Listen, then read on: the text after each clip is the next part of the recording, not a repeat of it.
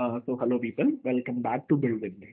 आज हम फाइनली अपने जो बैक एंड है उसको डेटाबेस से इंटीग्रेट करने वाले हैं, जिससे जो भी हमारा डेटा वगैरह होगा वो फाइनली परसिस्ट होने वाला है जब भी हम अपने सर्वर को रीस्टार्ट करने वाले हैं। तो डेटाबेस के लिए हम पोस्टग्रेस का इस्तेमाल करने वाले हैं, पोस्टग्रेस एसक्यूएल का। आई होप तुम सबने इसके बारे में सुना होगा, और ये हर जगह कई सारी इंडस्ट्रीज वगैरह हो, चाहे वो बैंकिंग रिलेटेड हो, फिनटेक रिलेटेड हो, इवन Amazon वगैरह के अंदर भी, नेटफ्लिक्स वगैरह के अंदर डेटा जो होता है वो पोस्टग्रेस के अंदर स्टोर होता है। पोस्टग्रेस एक रिलेशनल डेटाबेस है जो एसक्यूएल की तरह ही लिखा जाता है, पर उसका बैकएंड में सेटअप करना और उसका बाद में जाके एक्सपांड कर पाना, लाइक उसको स्केल कर पाना, स्केलेबिलिटी बहुत ज्यादा अच्छी होती है कंपेयर टू एसक्यूएल। तो एक बार आप अपनी स्क्रीन पर देख सकते हो, ये ऑब्जेक्ट रिलेशनल मैपिंग प्रोसेस क्या होता है। जब हम फ्रंट एंड के बैक एंड के अंदर हमारे पास डेटा आता है, वो ऑब्जेक्ट के और मैप के फॉर्मेट में आता है। जैसे कि इसकी मैं तुमको एक बार दिखा देता हूँ एग्जाम्पल के तौर पर। जो इन चीज़ों के लिए चैट जीपीटी बहुत कम आता है। जैसे डेटा जो जावा के बैकएंड में, कॉटन के बैकएंड में आया, वो user equal to ID, name, email इस फॉर्म में आया। पर डेटाबेस जो होता है वो इस फॉर्म में काम करता है, एक टेबल्स के फॉर्म में। तो ये जो मिसमैच हो रहा है ना, इसको हम ऑब्जेक्ट रिलेशनल इम्पीडेंस मिसमैच बोलते हैं। तो अब ये हमारे उसके अंदर जो ओआरएम का एब्स्ट्रैक्ट लेयर होना चाहिए हमारे बैकएंड के अंदर, जो इन ऑब्जेक्ट्स को, चाहे जावा के हो, पीएचपी, पाइथन वगैरह किसी के ऑब्जेक्ट्स को, टाइपस्क्रिप्ट वगैरह के, उनको एसक्यूएल स्टेटमेंट्स में कन्वर्ट कर दे और हमारे डेटाबेस के अंदर स्टोर कर दे। ठीक है। इसी चीज के लिए हमारा जेपीए और हाइबरनेट काम आते हैं। जेपीए कॉन्ट्रैक्ट एक तरह का रूल बुक है जो आपको सेट ऑफ एनोटेशंस वगैरह देता है, बताने के लिए कि आपका जो डेटाबेस होना चाहिए वो इस तरीके से होना चाहिए, ये टेबल होनी चाहिए, ये आईडी होनी चाहिए, उसके अंदर ये नाम होना चाहिए। और जो हाइबरनेट होता है वो उसका एक्चुअल इम्प्लीमेंटेशन होता है कि किस तरीके से आपके जो ऑब्जेक्ट्स और एंटिटीज हैं वो, सॉरी, ऑब्जेक्ट्स हैं वो चेंज होने वाले हैं एसक्यूएल और पोस्टग्रे एंटिटीज के अंदर, टेबल के अंदर स्टोर होने के लिए।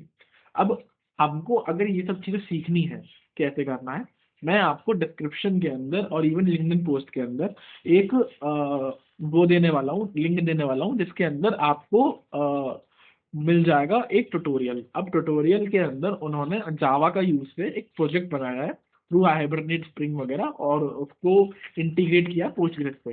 तुमको वो ट्यूटोरियल देखना है, उसको सीखना है कि हाँ भाई, अपने प्रोजेक्ट के अंदर किस तरीके से हम पोस्टग्रे को है ना, वो करते हैं, नाम क्या है, इंटीग्रेट करते हैं। देखो, चाहूँ तो मैं भी तुम्हें यहाँ पे कोड करके दिखा सकता हूँ, पर मैंने जहाँ से सीखा है वो वीडियो काफ़ी अच्छी है, मैं उसको क्रेडिट देना चाहता हूँ।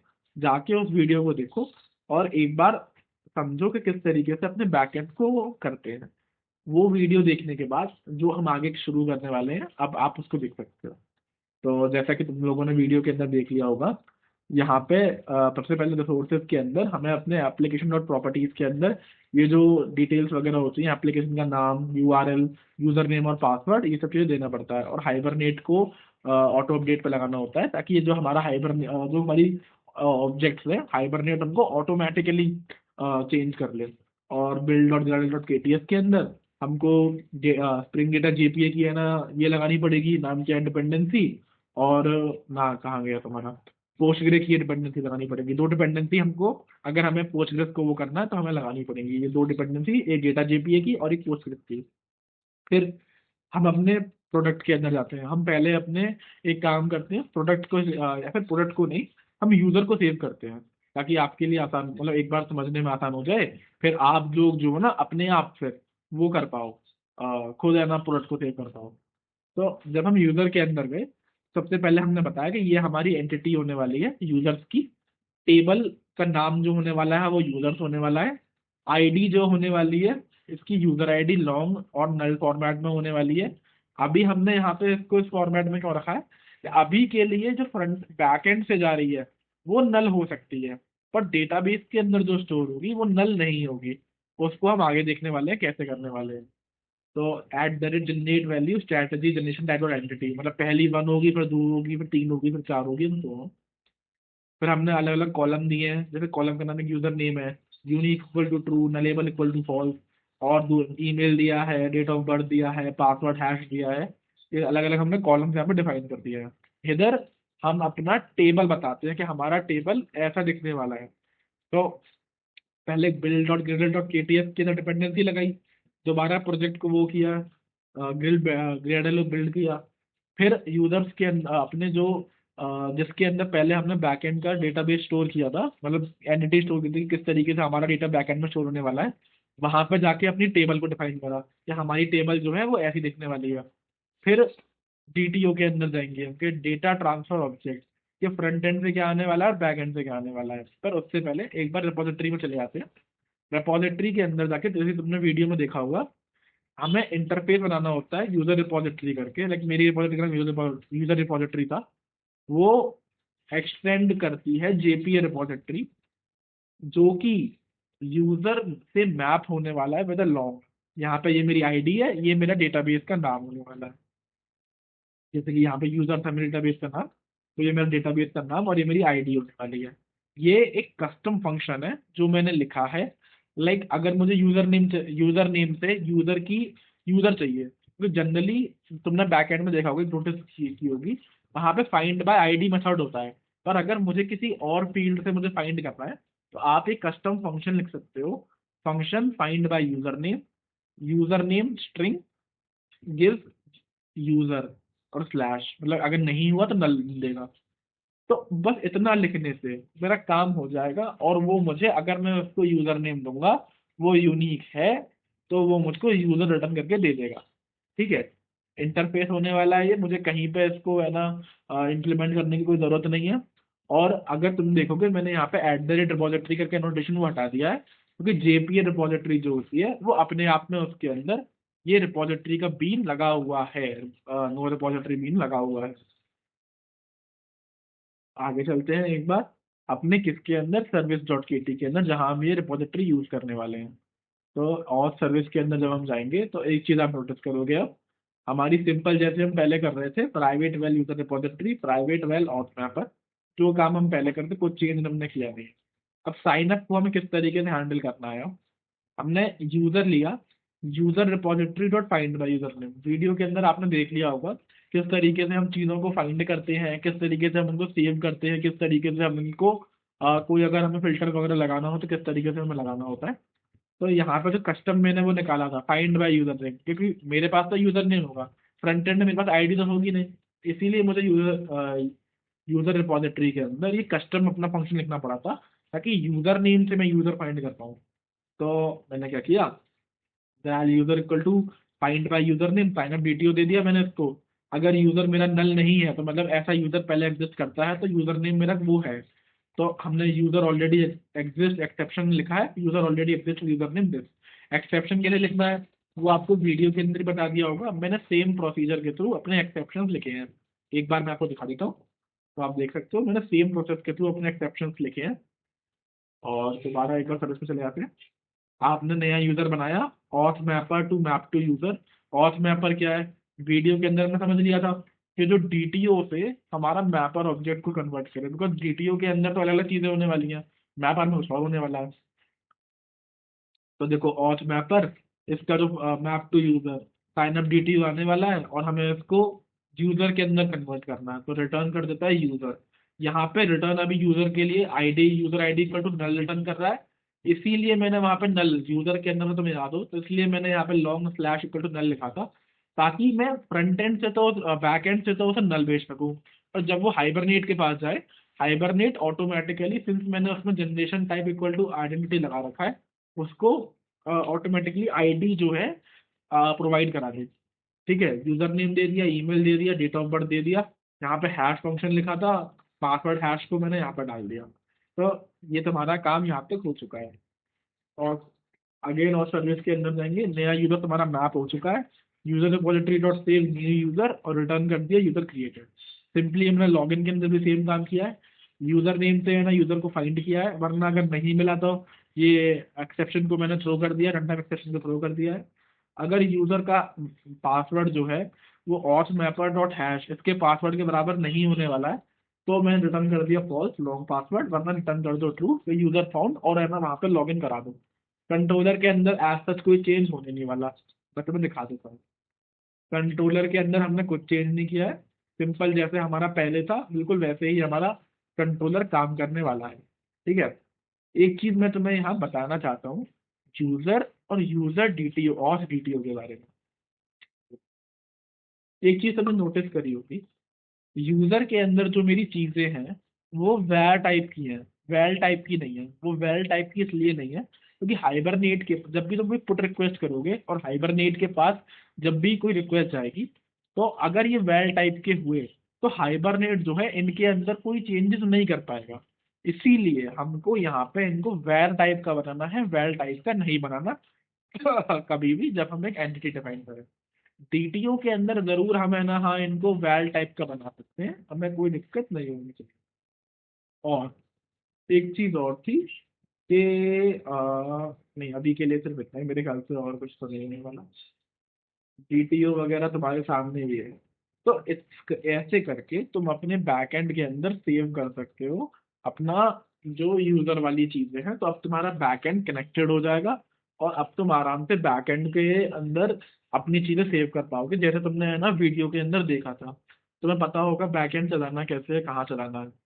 मैं बस तुम्हें इस वीडियो के अंदर एक चीज और बताने वाला हूँ। इनिट वाला फंक्शन जो मैंने तुमसे कहा था ना, इनिट वाला फंक्शन होने वाला है, वो प्रोडक्ट के अंदर जाके इनिट के अंदर जाके, ये एक इनिट वाला फंक्शन है जो मैं तुम्हें बता रहा हूँ, जो इनिशियली मेरे जो प्रोडक्ट्स हैं उनको सेव करने के काम आएगा। ये एक टाइप का कॉन्फ़िगरेशन होने वाला है। कॉन्फ़िगरेशन क्या होता है? कॉन्फ़िगरेशन टाइप के एनोटेशन वो वाले टाइप के मॉड्यूल्स में लिखे जाते हैं। लाइक स्प्रिंग कंट्रोलर हुआ, सर्विस हुआ, इन सब चीज़ों को एग्जीक्यूट करने से पहले एक बार कॉन्फ़िगरेशन को एग्जीक्यूट जरूर करता है। ठीक है? तो पहले अपने कॉन्फ़िगरेशन को एग्जीक्यूट करेगा।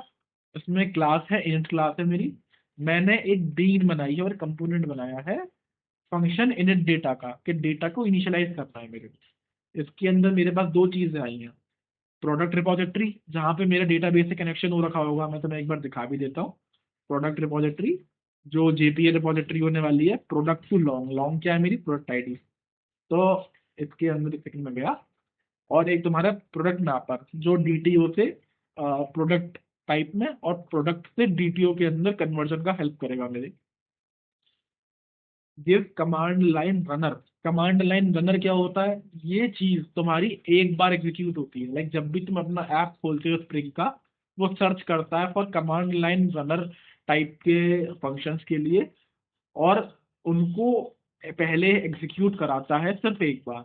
ठीक है? तो रिटर्न कर रहे हैं हम एक कमांड लाइन रनर टाइप की चीज। इस प्रोडक्ट रिपोजिटरी का जो काउंट है वो 0 है। मतलब अगर मेरी प्रोडक्ट रिपोजिटरी के अंदर अभी कोई एलिमेंट नहीं है, तभी तुम ये इनिट करना। मतलब ये एक ही बार इनिट होगा, जब भी तुम अपना सर्वर ये लिखने के बाद पहली बार चलाओगे, ये तभी चलेगा, क्योंकि तब product repository dot count count 0 होगा। एक बार चलाने के बाद वो जो काउंट होने वाला, जैसे यहाँ पे देखो हमारे 5 वो है, तो ये 5 ऑब्जेक्ट उसके अंदर स्टोर हो जाएंगे, तो काउंट 5 हो जाएगा। फिर ये चलेगा नहीं कमांड लाइन रनर। पर ये मत समझ में कमांड लाइन रनर चलेगा नहीं, कमांड लाइन रनर फिर भी चलेगा। पर ये जो इसके अंदर फंक्शन है ना, ये नहीं चलेगा, बिकॉज हमने इसको इसके अंदर डाल दिया है। हमने यहाँ पे सिंपल सी एक प्रोडक्ट की लिस्ट बना दी है जिसके अंदर अलग अलग प्रोडक्ट के डीटीओ होने वाले हैं, क्योंकि फ्रंट एंड से हमारे पास डीटीओ ही आता है। ठीक है? तो नाम डिस्क्रिप्शन इस टाइप में होने वाले हैं प्रोडक्ट हमारे। फिर product dot for each, product repository dot save, product mapper dot map to product product. Simple सा हमने उसको मैप कर दिया डीटीओ को हमारे प्रोडक्ट के अंदर, और फिर उसको अपने रिपोजिटरी के अंदर सेव करा लिया और उसको करा दिया। तो यार देखो, तुम्हारा ये जो प्रोजेक्ट के लिए मैं अभी इसको यहाँ पे खत्म करता हूँ। Like this will be the last video of this project. ये मैंने क्यों किया भाई? मैंने तुमको इतना बता दिया, तुमको पता चल गया डेटाबेस से कैसे कनेक्ट करना है, तुमको प्रोडक्ट करना आ गया, और सबसे मुश्किल चीज जो थी लॉगिन वाली, ऑथराइजेशन वाली, वो चीज मैंने तुम्हें सिखा दी। तुमको फ्रंट एंड के अंदर बता दिया फोल्डर स्ट्रक्चर कैसे बनाना है, कि उस फोल्डर के अंदर कौन सी फाइल्स होनी चाहिए, सीएसएस कैसे लगते हैं तुमको। तुमको मैंने बता दिया कि राउट्स वगैरह कैसे करने हैं, कहाँ पर हुक्स यूज करने हैं, कहाँ पर तुमको है ना सर्विस लिखनी है, कहाँ पर तुमको टाइप बनाना है। अब बाकी जो चीजें हैं ना वो आपके ऊपर है। मैंने पहले भी कहा था कोई ट्यूटोरियल नहीं है। यहाँ मैं बस आपको बताने वाला हूँ कि आपको काम करना कैसे है वाया स्केलेटन। अब मैं चाहता हूँ आप इस प्रोजेक्ट को आगे जाके बिल्ड करके लेके जाओ, मतलब आप इसको आगे लेके जाओ। एज, मेरे कहने का मतलब है कि इसके अंदर कार्ट वाली फंक्शनैलिटी बनाओ। जो पहले मैं कंफ्यूज हो रहा था ना कार्ट वाली चीज़ के, मुझे कार्ट आइटम बनाना चाहिए या कार्ट करके बनाना चाहिए, लिस्ट बनानी चाहिए, उसका सोल्यूशन मैंने बता दिया। उसका सोल्यूशन ये है कि तुम एक कार्ट एंटिटी बनाओगे और कार्ट एंटिटी के अंदर एक कार्ट आइटम की एंटिटी अलग से होगी। ऐसा क्यों है? ऐसा इसीलिए है कि जब भी आप फेच करोगे, आप कार्ट के अंदर कार्ट आइटम फेच करोगे, जिससे सिर्फ आपको एक ही डेटाबेस कॉल करनी पड़ेगी। आपको सारे, पहले तो यूजर्स के अंदर फिर आपको कार्ट सर्च नहीं करनी पड़ेगी, फिर उस कार्ट के अंदर आपको सारे प्रोडक्ट्स के अंदर प्रोडक्ट सर्च नहीं करने पड़ेंगे, सिर्फ कार्ट आइटम्स को आप सर्च करोगे। तो ये ऑप्टिमाइजेशन के लिए तुमको दो एंटिटीज बनानी पड़ेंगी, कार्ट और कार्ट आइटम। तुमको समझ में आ रहा होगा कैसे काम करना है। अब तुम्हें क्या करना है इस प्रोजेक्ट के लिए, तुम उसको अंदर कुछ भी डाल सकते हो। तो तुम्हें अगर फेवरेट्स बनाना है तो तुम फेवरेट करके एंटिटी बनाओगे। तुम्हें इसके अंदर सर्च की फंक्शनैलिटी डालनी है, तो सर्च की फंक्शनैलिटी तुम फ्रंट एंड से डालोगे। बैक एंड से सिर्फ तुम्हें ना उसका जो डेटा वगैरह है वो लेके आओगे, फेच करोगे और कुछ नहीं करोगे।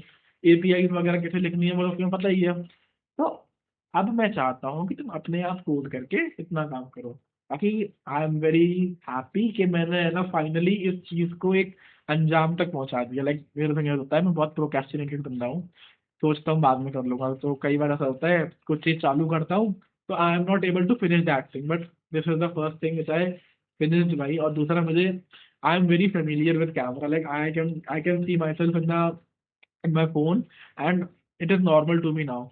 तो जो मेरा गोल था वो पूरा हो चुका है। अब आई थिंक आप इस प्रोजेक्ट को पूरा कर सकते हो, और आगे जाके इसके अंदर चाहे आपको चैट बॉट लगाना हो, चाहे आपको इसके अंदर कोई फंक्शनलिटी डालनी हो, आप उसको डाल सकते हो। अगर आपको कोई दिक्कत होती है, कोई डाउट होता है, तो यू कैन कॉन्टैक्ट मी। ठीक है, तब तक के लिए गुड बाय, हैप्पी कोडिंग।